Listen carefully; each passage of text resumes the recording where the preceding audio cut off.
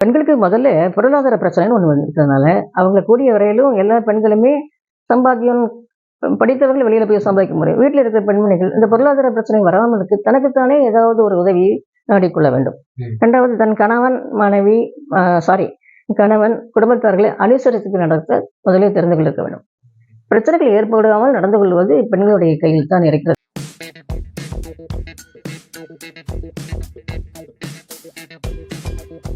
மூணு ஐக்கான் நேயர்களுக்கு வணக்கம். நம்ம நிகழ்ச்சியோட இன்னைக்கு சிறப்பு விருந்தினர் யாருன்னு பார்த்தீங்கன்னா செல்வி சபிதா தேவி மேடம். அவங்க பார்த்தீங்கன்னா பன்முனை திறமை கொண்டவங்க. முக்கியமா சொல்லணும்னா சமூக சேவகர், ஒரு பிரபல தேசிய கட்சியில ஒரு முக்கியமான பதவியில் இருக்கிறாங்க. அன்றாட மக்கள் பிரச்சனைக்கு லீகலா சட்டப்பூர்வமான பல ஆலோசனைகள் கொடுத்து பல குடும்பங்களோட வாழ்க்கை மேன்மைப்படுத்தியிருக்காங்க. இப்போ நம்ம பார்க்க போற விஷயம் என்னன்னா, பெண்கள் அன்றாட சந்திக்கிற பிரச்சனைக்கு சட்ட ரீதியாக என்னென்ன வழிகள் இருக்கு, அதை எப்படி எளிய முறையில நம்ம கையாளலாம் அப்படின்னு கேட்டு தெரிஞ்சுக்கலாம். மேடம் வணக்கம். மேடம் வணக்கம். மேடம் எல்லா சோசியல் மீடியாலும் பயங்கர ஃபேமஸா இருக்கீங்க. மெயினா நீங்க கட்சியில இருக்கிறதோட பொது சேவையில அதிகமா இருக்கீங்க. அதுவும் முக்கியமா பாத்தீங்கன்னா உங்களோட ராணி மங்கம்மாளோட அந்த ட்ரஸ்ட் மூலியமா பல தொண்டு நீங்க ஆற்றிட்டு வருவீங்க. இப்ப நீங்க சமீபத்துல என்ன மாதிரி லீகல் இஷ்யூஸ் எல்லாம் சொல்லி மக்களுக்கு தீர்வு கொடுத்தீங்க, மெயினா பெண்களுக்கு?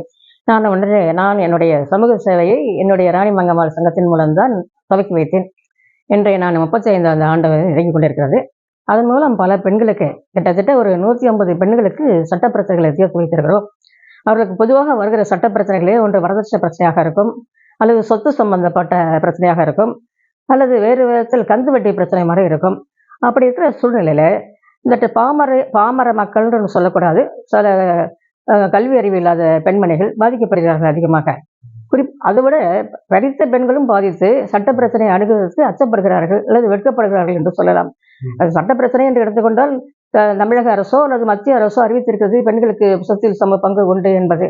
அதை அறியாதவர்கள் யாரும் இல்லை. சில பேருக்கு தெரியாத விஷயத்தில் குடும்ப பிரச்சனைகள் வருது என்பதை சில சட்ட உதவி மூலமும் எங்களுடைய சங்கத்தின் மூலமும் அந்த பெண்களுக்கு சொத்தில் சம பங்கு வாங்கி கொடுத்த ஒரு நிகழ்வு நடந்திருக்கிறது.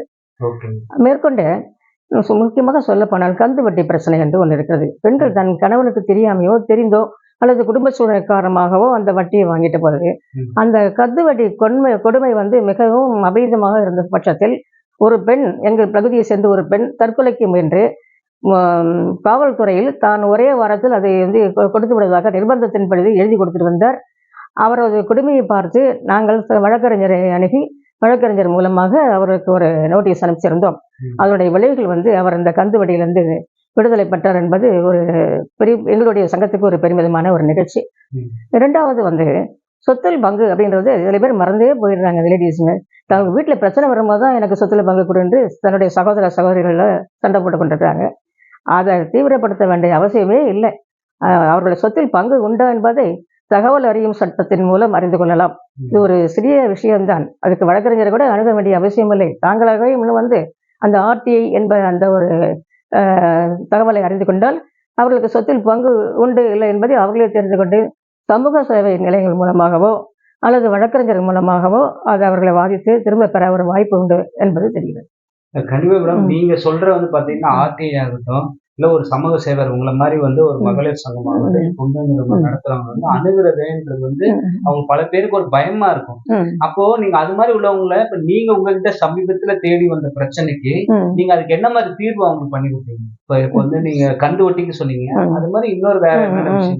சமீபத்துல ஒரு 2 மாதத்துக்கு முன்பு ஆவடி என்ற ஒரு இடத்துல ஒரு 3 லட்சம் ரூபாய் மதிப்புள்ள ஒரு நிலத்தை ஆக்கிரமிப்பு செய்து அது தவறான முறையில் பதிவும் செய்து அது அந்த நிலைமை கொண்டு வந்தார்கள். அதை சம்பந்தப்பட்ட ஆவடி காவல் ஆணையர் அலுவலகத்தில் அவர்களை அணுகி அவர்கள் மூலமாக நாங்கள் விவரத்தை கேட்டறிந்தோம். அதற்கப்புறம் இதே முறையில் அந்த ஆர்டிஐ சம்பந்தப்பட்ட முறையிலும் அந்த சப் ரெஜிஸ்ட்ரார் அவர்களை கேட்டும் அவர்கள் மீட்டுக் கொடுக்கக்கூடிய சூழ்நிலை ஏற்பட்டது. அந்த தவறை கண்டித்து அந்த ஆணையமும் காவல் நிலையமும் சம்பந்தப்பட்ட துறையும் சட்டம் மூலியமாக தீர்த்து வைத்தார்கள். கண்டிப்பா மேடம். இன்னொன்னு, உங்ககிட்ட வரவங்க இந்த மாதிரி ஒரு சட்ட ரீதியா பிரச்சனை வரும்னா காசு எல்லா இடத்துலயும் தொலைச்சிட்டுனா உங்ககிட்ட வருவாங்க. இப்ப எப்படி உங்களால மட்டும் அந்த செயல்முறையை பண்ண முடியுது? ஏன்னா பணம்ன்றது எல்லாருக்கும் பிரதானம். நீங்க எப்படி அந்த பண பிரச்சனையோட வரவங்களுக்கு உங்களுக்கும் பணம் தேவைப்படும், அதை எப்படி நீங்க சமாளிக்க? ஒரு நல்ல கேள்வியை கேட்டிருக்கிறீர்கள். பொருளாதார பிரச்சனை என்பது எல்லோருக்கும் இயல்புதான். அதை எப்படி தவிர்க்க முடியாத ஒரு இலவச சட்ட உதவி என்று ஒன்று இருக்கிறது இல்லையா, அது வந்து சென்னை உயர்நீதிமன்றத்தில் ஏற்படுத்தி கொடுத்திருக்கிறார்கள்.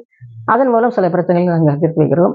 இன்னும் தவிர்க்க முடியாத ஒரு சூழ்நிலை பாதிக்கப்பட்டிருந்தால் ஒரு நன்கொடையாளர்களை அவரது அணுகி இவர் இந்த சூழ்நிலை இருக்கிறார், அவர்களுக்கு ஏதாவது வழக்கறிஞருடைய இதுக்காவது நீங்கள் வழக்கு மன்றத்துக்கு செல்வதற்காக ஒரு சிறிய தொகையை கொடுக்கலாம் என்பதை ஏற்படுத்தி கொடுக்கிறோம். ஓகே, இந்த மாதிரி விஷயங்கள் வந்து அனுபவத்தில் இருக்கு.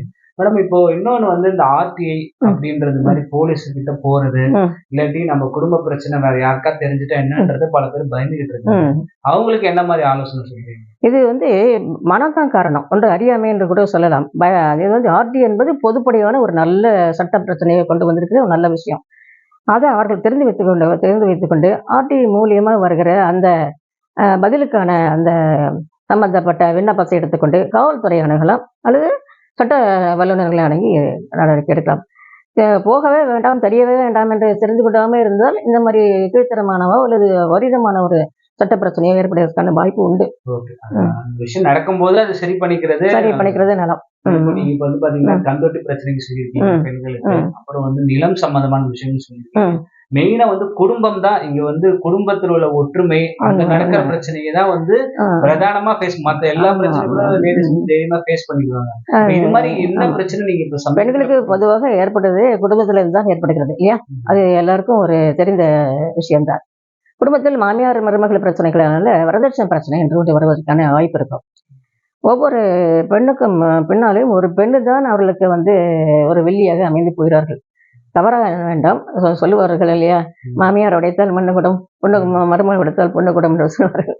வரதட்சணை பிரச்சனை பரவலாகவே பெறுகிறது. அந்த வரதட்சணை பிரச்சனை வருவதற்கு முன்னே பெண்ணை வந்து ஒரு வீட்டுக்கு அனுப்பும் முன் அவர்கள் எப்படிப்பட்டவர்கள் என்று தெரிந்து கொண்டு செய்ய வேண்டும். அங்கு போன பிறகு அவர்கள் எப்படி இருப்பார்கள் என்பதுதான் பின்னால் என்ன அறியப்படுகிற சூழ்நிலை வந்து தவிர்க்க முடியாத சூழ்நிலை ஏற்பட்டால் அவர்களுக்கு விவகாரத்து மூலம் எங்களுடைய சங்கத்தின் மூலமும் அதை வந்து சரிப்படுத்தி கொடுக்கிறோம். கூடிய வரையில் வந்து நாங்கள் சமப்படுத்துகிறோம். சரியாத பட்சத்தில் வேறு வழி இல்லாம நீதிமன்றத்தை அணுகக்கூடிய ஒரு சூழ்நிலை. ஓகே, இப்ப அது மாதிரி வந்து இப்ப நீதிமன்றம் போகாமே ஏதாச்சும் விஷயம் சால்வ் பண்ணி வந்திருக்கிறது. ஒரு இலங்கையை சேர்ந்த ஒரு பெண், அவர் வந்து ஒரு ஐடி கம்பெனியில வேலை பார்த்து கொண்டிருந்தார். அங்கே ஏதோ ஒரு பழக்கத்தினால, ஒரு வாலிபர் ஒரு பழக்கத்தினால ஏற்பட்டு அவர்கள் வந்து பெற்றோருடைய சம்மதத்திலேயே திருமணம் செய்து கொண்டார்கள். அப்படி 1 லட்சம் ரூபாய் வந்து பெண் வீட்டர்கள் வந்து அந்த பையனுக்கு கொடுத்திருக்கிறார்கள். பிறகுதான் தெரிந்தது அவர் ஒரு தவறான ஒரு நபர் என்பதால் தினந்தோறும் ஏற்பட்ட பிரச்சனையால் அந்த பெண் வந்து தன்னுடைய தாயார் வீட்டுக்கு வந்து விட்டார். அப்பொழுதும் பிரச்சனை ஏற்பட்ட பொழுது விவாகரத்து வேணும்னு ஒரு விடாப்படியாக இருந்தார் இந்த பெண்ணு. அதனால நாங்கள் வந்து விவாகரத்துக்காக ஒரு எங்களுடைய சங்கத்தின் மூலியமாகவே அவருக்கு வந்து ஒரு நோட்டீஸ் வந்து அனுப்பி வந்தோம். அதுக்கு பிறகு அவர் வந்து தீவிரமாக வருவார், வழக்கறிஞர் மூலம் அனுப்பலான்ற சம்பந்தத்தில் இந்த பெண்ணும் அவருமே சந்தித்து அந்த பெண்ணும் வந்து ஒரு கருவுற்ற நிலை ஏற்படக்கூடியதாயிடுச்சு. சரி, இருவரும் சமாதானமாகி விட்டார்கள் என்று நாங்கள் இருந்து விட்டோம். அதற்கு பின் திரும்பவும் அவருடைய தொல்லைகள் ஏற்பட்ட பிறகால் அவர் மீண்டும் வந்து விவகாரத்தை வேண்டும். இந்த விஷயத்தை நாங்கள் மகளிர் ஆணையத்தில் வந்து முதலில் கொடுத்திருக்கிறோம். மகளிர் ஆணையத்தில் கொடுத்தும் அந்த பெண்ணும் அவரும் சம்பந்தப்பட்டதனால் திருப்பவும் அவரை கூப்பிட்டு அந்த பெண்மணியை கூப்பிட்டு வழி இல்லாம விவகாரத்தை வேண்டியும் கொடுத்தோம். ஏன்னா அந்த பெண் குழந்தை ஒன்று இருந்து எடுத்திருக்கிறாள் அந்த பெண். அதுக்கு பாதுகாப்பு இல்லை என்பதாலும் அவர்கள் வீட்டில் ஒத்துக்கொள்ள முடியாத பட்சத்திலையும் பெண்களுடைய பாதுகாப்பு கருதி விவகாரத்தை வேண்ட வேண்டிய ஒரு சூழ்நிலை எங்களுக்கு ஏற்படுத்தி. வந்து காலங்கள் வந்து இம்ப்ரூவ் பாத்தீங்கன்னா நாளுக்கு நாள் வந்து பெண்ணுக்கு மட்டும் பிரச்சனை வரல மேடம், பழைய மாதிரி வரதட்சணை மட்டும் கொடுக்குறப்பா மத்ததெல்லாம் நீங்க பாத்துக்கணும்னு சொல்ற காலமும் வந்து இப்ப ஆண்களுக்கு இது மாதிரி ஏதாவது பிரச்சனை நீங்க ஏதாச்சும் ஆலோசனை? கண்டிப்பாக, ஏன்னா ஆண்களை குறை கூறுவது அநியாயம். என்னுடைய முதல் இதுலயே சொன்னேன், ஒவ்வொரு பெண்ணுக்கு பின்னாலும் ஒரு பெண்ணு தான் வெள்ளியாக இருக்கிறார் என்று. வெள்ளி என்று நான் தவறாக எவரையும் குறிப்பிடவில்லை. காரணம் நிர்பந்தத்தின் காரணமாகவோ அல்லது பொருளாதார பிரச்சனைகள் காரணமாகவோ அவர்களுடைய நிர்பந்தம் இன்னொரு பெண்ணை வந்து கசக்கிப்பிடிக்கிற காரணத்தால் ஆண் வேற வழி இல்லாமல் சம்பந்தக்கூடிய பெண்ணு வருகிறார். அதனால இந்த வரதட்சணை பிரச்சனைகள் வரும்பொழுது ஆண்களும், அதாவது கணவன்மார்களும் தனது மனைவிக்கும் தனது தாயாருக்கும் பிரச்சனை ஏற்படாமல் ஒரு நடுவராக இருந்து அதை சரி செய்து கொண்டால் எல்லாரும் நல்லறமே. Super super madam. மேடம், இப்போ வந்து இப்ப நீங்க வந்து இப்போ உங்க நெருங்கிய வட்டத்துக்காக இல்ல இப்ப நம்மள மாதிரி வீடியோஸ் நிறைய பார்த்துட்டு வருவாங்க. இப்போ பொதுவா வந்து இப்போ உங்களை வந்து கான்டாக்ட் பண்ணவே முடியாது. அவங்க பிரச்சனையை அவங்களே ஃபேஸ் பண்ணணும்னா அதுக்கு முதல் ஸ்டெப் அவங்க எப்படி போய் ஃபர்ஸ்ட் ஸ்டெப் ஆரம்பிச்சு அது தீர்வுக்கு கொண்டு வராங்க? அவர்களாகவே அவர்கள் முடிவுக்கு வந்து வர வேண்டும், அதாவது நல்ல முடிவுக்கு வர வேண்டும். தனக்கு பிரச்சனை என்றால் தன் தாயாரிடமோ தன் தந்தையாரிடமோ சொல்லி ஒரு இதை கேட்கலாம், ஒரு ஆலோசனை கேட்கலாம். அந்த ஆலோசனை அவர்களுக்கு ஏற்புடையது அல்ல அப்படின்றால் எங்களை மாதிரி இருக்கிற ஒரு சமூக நிறுவனங்களுக்கு வந்து அணுகி மனம் விட்டு பேசி என்ன செய்யலாம்னு கேட்கலாம். அதுவும் சரிப்பட வரவில்லை. இன்னும் பலாத்காரங்கள் சில விஷயங்கள் வந்து கொடூரமாக அந்த இல்லத்தில் நடக்குது என்றால் நிறைய காவல் நிலையத்தில் வந்து மகளிர் ஆணையம் இருக்கிறது, அது அணுகி பிரச்சனைகளை தீர்த்து கொள்ளலாம். அதுவும் சரியாக வரவில்லை என்றால் வேறு நீதிமன்றத்தையே அவர்கள் அணுகலாம். ஓகே. இதுக்கு வந்து நடுவுல ஒருத்தர் தேவைப்படுன்றதுல அனுபவம் வேண்டும். பெண்களுக்கு அனுபவம் வேண்டும். என்றைக்கு வந்து அவர்கள் குடும்ப பெண்களாக வந்துகிறார்களோ அன்றையிலிருந்து அவர்களோட அனுபவம் தனக்கு தானே ஒரு பாதுகாப்பை அமைத்துக் கொள்ளும் ஒரு சூழ்நிலையும் பெற வேண்டும். ஓகே மேடம், நீங்க வந்து ஒரு பெண்களுக்கான ஒரு லீகல் சம்பந்தமான விஷயமும் சொல்லிட்டீங்க, ஒரு ஒரு சொத்து சம்பந்தமான பிரச்சனையும் சொல்லிட்டீங்க, அன்றாட குடும்பத்தில் நடக்கும் பிரச்சனை சொல்லிட்டீங்க. என்னதான் சந்தேக பிரச்சனைகளா இருந்தா கூட பெண்கள் வந்து தாங்கிக்கிறாங்க. ஆனா வந்து குடி பிரச்சனை, இது ஆண்களாகட்டும் பெண்களாகட்டும் இப்ப வந்து நடுவுல பாத்தீங்கன்னா இந்த குடிப்பழக்கத்தால பல பிரச்சனைகள் உண்டாயிட்டு இருக்கு. அதுக்கு ஏதாச்சும் கவுன்சிலிங்ல தீர்வு எதை கொடுத்துருக்கீங்க? நிறைய இன்றைக்கு வந்து சமுதாயத்துல வந்து போதைப் பொருள் அப்படின்ற ஒரு விஷயத்தால பாதிக்கப்படுகிறது பெரும்பாலான பெண்கள் தான். இளம் விதவைகளை ஏராளமாக நம்ம பார்த்து கொண்டு இருக்கிறோம். அந்த முறையில என்னுடைய சங்கத்துக்கு எனக்கு முன் அறிமுகம் இல்லாத ஒரு பெண்மணி என் விலாசத்தை தெரிந்து கொண்டு அவங்க வந்து மயிலாப்பூர் பகுதியை சேர்ந்தவர்கள், அம்மா என்னை காப்பாத்துங்க, என்னுடைய கணவர் தினமும் குடித்துட்டு வந்து பகலிலே என்னை சித்திரவதை பண்ணுகிறார், என்னால் பொறுக்க முடியவில்லை என்று எழுதினார்கள். அதற்கு அவருடைய விலாசத்தில் தெரிந்து கொண்டு அங்கே போய் என்ன செய்யலாம் என்பதை யோசிக்கும்போது அவர் வந்து நிலைவாசப்படையிலேயே குடித்து விட்டு படுத்திருந்தார். காலை பணி 9. அந்த பெண்மணி உள்ளே இருக்கிறார். என்னை வரவேற்பதற்கு கூட அவருக்கு தயங்கினார். உள்ளே வாருங்கள் சொல்லக்கூட முடியாத ஒரு சூழ்நிலை இருந்தாலும் கை சாலை மூலமாக வெளியில வந்தார்கள். அதை பார்க்கும்போது என்னமா நடந்தது கேட்கும்போது அவர் தன்னுடைய தாய் மாமனையே திருமணம் செய்து கொண்டிருக்கிறார். அந்த வீடு அவருக்கு சொந்தமானது. இதிலிருந்து அவர்களை எப்படி விடுவிக்க வைக்கிறது என்பது பெரிய கேள்விக்குறியாக இருந்தது. அவரை வந்து 2 முறை அவனை பக்கத்தில் இருக்கிற, அதாவது டி நகர் பக்கத்தில் இருக்கிற ஒரு காவல் நிலையத்தில் புகார் கொடுத்து கூப்பிட்ட ஒரு கவுன்சிலிங் கொடுக்கலாமே என்பது, அதற்கும் அவர் அச்சப்பட்டு வரமாட்டேன்னு சொன்னார். மிகவும் கட்டாயப்படுத்தி அந்த பெண்மணியை அழைத்து கொண்டு போய் அந்த புகார் மனுவை கொடுத்து விட்டு வந்தோம். 2 மணி நேரத்துக்குள் அந்த புகார் மனுவை அந்த பெண்மணி வாபஸ் பெற்று விட்டார். காரணம் என்னவென்றால் இந்த மாதிரி சொந்த உறவு முறையில் திருமணம் செய்து கொள்ளக்கூடிய சில குடிகார கணவன்களை தவிர்க்க முடியாத சூழ்நிலைக்கு அந்த பெண்மணிகள் உந்தப்படுகிறார்கள் என்பது முற்றிலும் உண்மை. இதுக்கு காரணம் அவர்கள் போதையை விட்டாலேயே அவர்கள் வாழ்வை சீர்படுத்த முடியாது. இரண்டாவது வேறொரு பெண்மணி, அவர் என்னுடைய சங்கத்தின் உறுப்பினராக இருந்தார். இதே மாதிரிதான் வந்து, மேடம் என்னுடைய கணவரை குடித்து விட்டு என்னுடைய பெண்ணை போட்டு அடித்து இழிவாக பேசுகிறார், அந்த பெண் தற்கொலை செய்து கொண்டு வருகிறார், என்ன செய்வது என்று கேட்டார்கள். இது கணவன் மனைவி பெண் சம்பந்தப்பட்ட பிரச்சனை. பெண்ணுக்கு வயது 15. அதை சம்பந்தப்பட்ட நம்மளுடைய அடமழை காவல் நிலையத்தில் புகார் கொடுத்தோம். அவர்கள் மகளிர் ஆணையத்தில் இருந்த அந்த ஆய்வாளர் அவரை கூப்பிட்டு விசாரித்து கண்டித்து அனுப்பியதன் காரணமாக அந்த குடும்பம் இன்றைக்கு நல்ல முறையில் வாழ்ந்து கொண்டிருக்கிறது. அவரும் அந்த பிடிப்பெடுத்து விட்டார். அதில் கணவன் மனைவி மட்டும் இல்லை, தாய் தகப்பன் தெரியாத ஒரு சூழ்நிலையும் குழந்தைகள் தெரியாத சூழ்நிலைக்கும் உள்ளாக்கப்படுவது இந்த போதை தான். என்றைக்கு அந்த குடிப்பழக்கத்தை வந்து தவிர்க்கப்படுகிறார்களோ அந்த குடும்பம் செயல்படும். கண்டிப்பா மேடம், நீங்க சொல்றது ஒண்ணுதான். நீங்க நம்ம எவ்வளவுதான் மெனக்கெட பிரச்சனை அவங்களுக்கு அது தீர்ந்தாதான் அதுவும் தீரும். இந்த ஒரு தீர்வுக்கு எங்களுடைய சங்கத்தின் மூலமாகவே இந்த ஆல்கஹால் அனானிமஸ் சொல்லுவாங்க இல்லையா, இந்த குடிப்பழக்கத்தை நிறுத்தக்கூடிய அந்த நிறுவனங்களுக்கு இவர்களுக்கு பரிந்துரை செய்து அனுப்பி வைக்கிறோம்.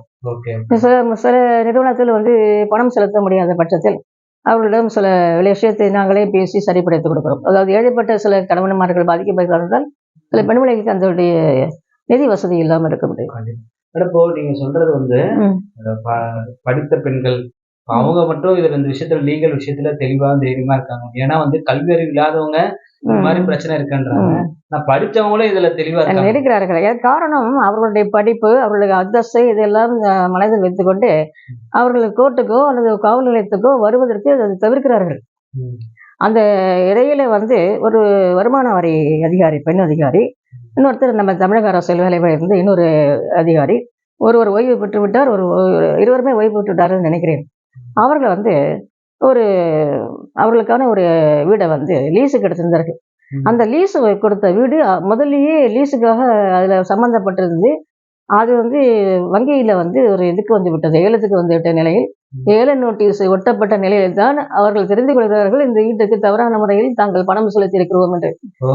அவர்களும் இதே முறையில் என்னை அணுகினார்கள். ம். திரும்பவும் இதே ஒரு முறையை தான் எடுத்து அவர்களுக்கு வங்கிக்கும் அந்த சம்பந்தப்பட்ட நபருக்கும் வழக்கறிஞரால வந்து நோட்டீஸ் அனுப்பி வங்கி வந்து வங்கியாளர்கள் வந்து அவர்கள் ஒரு சில சம்மதத்தின் பேரில் ம். சில நாட்கள் அவர்களுக்கு ஒரு தவணை கொடுத்திருந்தார்கள். ம். அதுக்கு பிறகு அந்த பணத்தை செலுத்தக்கூடிய ஒரு கட்டம் வந்து இருந்தது. மேடம் இன்னொரு விஷயம் வந்து மேடம், இப்ப நீங்க வந்து ஒரு சமூக ஆர்வலர், அது வந்து பல இப்ப நீங்க வந்து சட்ட ஆலோசகர் அப்படின்றீங்க. ம். இப்ப நீங்க வந்து இப்போ அட்வொகேட்டா இல்ல எப்படி வந்து இந்த சட்டத்துல உங்களுக்கு எப்படி இவ்வளவு ஆர்வம் வந்துச்சு? சட்டமே ஒருவருக்கு அனுபவம் தான் வாழ்க்கை. என்னுடைய சொந்த விஷயத்தில் நான் உயர் நீதிமன்றத்தையும் உச்ச நீதிமன்றத்தையும் நுகர்வோர் மன்றத்தையும் அணுகி கொண்டிருந்ததால் எனக்கு அந்த சட்ட உணர்வுகள் வந்தது. நாம் இப்படி பாதிக்கிறோம், அதனால மற்ற பெண்களும் இப்படி பாதித்திருப்பார்கள் என்பதை ஒரு வழிகாட்டை எடுத்துக்கொண்டு தான் வழி செஞ்சுக்கிறது. எனக்கு சட்ட பிரச்சனைகள் என்னவென்றதை நான் தெரிந்து கொண்டு என்னிடம் இருக்கிற சட்ட ஆலோசகர்கள் இல்லை வழக்கறிஞர்கள் மூலமாக அவர்களுக்கு என்ன செய்ய வேண்டுமோ அதை முறைப்படி செய்து கொண்டு கொடுக்கிறோம். ஓகே. அது வந்து இப்ப நம்ம பட்ட பிரச்சனை வந்து எல்லாருக்கும் இதேதான் நினைக்கிறது ஒரு பெரிய விஷயம் தான். ஆமா, இன்னொன்னு மேடம், இப்ப வந்து இருக்கிற காலத்துல நமக்காக ஒருத்தர் நம்ம கதையை கேட்கறதுன்றதே ஒரு பெரிய விஷயம். பெரிய விஷயம். அதான் பல பிரச்சனைகள் கேட்குது. எனக்கு உங்களை பார்க்கும்போதே தெரியும் மேடம், பல பிரச்சனைகள் சொல்ல முடியும், பல பிரச்சனைகள் சொல்ல முடியாத பிரச்சனைகள் நிறைய நிறைய விஷயம் தீர்வு கொடுத்துருக்கீங்க. நம்ம வந்து ரொம்ப இங்க இந்த குறுகிய காலகட்டத்துல நம்ம நிகழ்ச்சிக்காக வந்து பெண்களுக்கான பல ஆலோசனைகளும் சொன்னீங்க. இப்போ குறிப்பா இந்த நிறைவு பகுதினால வேற பெண்களுக்கு வேற என்னென்ன விஷயங்கள் வந்து இதெல்லாம் நீங்க ஒழுங்கா இருந்தா உங்களை காப்பாத்திக்கலாமா, இது மாதிரி சட்ட ரீதியான பிரச்சனைகள்லாம் இருக்குன்னா என்ன குறிப்பா சொல்லுவீங்க? பெண்களுக்கு முதல்ல பொருளாதார பிரச்சனைன்னு ஒண்ணு இருக்கிறதுனால அவங்க கூடிய வரையிலும் எல்லா பெண்களுமே சம்பாத்தியம் படித்தவர்கள் வெளியில போய் சம்பாதிக்க முடியும். வீட்டில் இருக்கிற பெண்மணிகள் இந்த பொருளாதார பிரச்சனை வராமல் இருக்கு தனக்குத்தானே ஏதாவது ஒரு உதவியை நாடிக்கொள்ள வேண்டும். இரண்டாவது தன் கணவன் மனைவி கணவன் குடும்பத்தார்களை அனுசரித்து நடத்த முதலில் தெரிந்து கொள்ள வேண்டும். பிரச்சனைகள் ஏற்படாமல் நடந்து கொள்வது பெண்களுடைய கையில் தான் இருக்கிறது. அவர்களுக்கு தனிப்பட்ட முறையில் இந்த காலத்து பெண்களுக்கு தனிப்பட்ட முறையில் நாங்கள் எந்த விதமான இதையும் சொல்லக்கூடிய அவசியமே இல்லை. அவர்களுக்கே நிறைய ஆலோசனையும் தெரிகிறது. நம்மளை விட அதிகமாக அவர்களை தெரிஞ்சு வைத்து கொண்டிருக்கிறார்கள். அதை முறைப்படுத்தினால் நலம். வந்து அவங்களுக்குள்ளே அவங்க வந்து கவனமா இருந்து அது இருக்கணும். நேரடியா வந்து பாத்தீங்கன்னா செல்வி சபிதா தேவி மேடம் வந்து பாத்தீங்கன்னா அவங்க முக்கியமான ஒரு வேண்டுகோளே வந்து என்னன்னா, பெண்கள் வந்து அவங்க பிரச்சனை அவங்களா தீர்த்துக்க பாருங்க. உங்களால வந்து ஒரு அரசு ஆகட்டும், இல்ல ஒரு நீதிமன்றம் ஆகட்டும், ஒரு கைடன்ஸ் தெரியலன்னா மேடம் வந்து அதுக்கான கைடன்ஸ் கொடுக்கறதுக்கு என்னைக்குமே தயாரா இருக்காங்க. மேடமோட நம்பர் வந்து நம்ம டிஸ்பிளேலையும் காமிக்கிறோம். கண்டிப்பா மேடம் உள்ள சேவை நீங்க கண்டிப்பா பயன்படுத்திக்கணும்னு நினைக்கிறோம். மேடம் வந்து பல தகவல் ஆகட்டும், பல நீங்க சொல்ற பல விஷயங்கள் வந்து பெண்களுக்கு ஆகட்டும், ஆண்களுக்கு ஆகட்டும் பல தைரியத்தையும் கொடுத்துருக்கு மேடம். ரொம்ப நன்றி மேடம் நிகழ்ச்சி. நன்றி, வணக்கம். நேரில் இந்த நிகழ்ச்சி மிகவும் பயனுள்ளதாக இருக்கும் நம்புறேன். மீண்டும் ஒரு அடுத்த நிகழ்ச்சி உங்களை சந்திக்கிறேன். நம்ம 3 சேனல் ஞாபகமா சப்ஸ்கிரைப் பண்ணுங்க. நன்றி, வணக்கம்.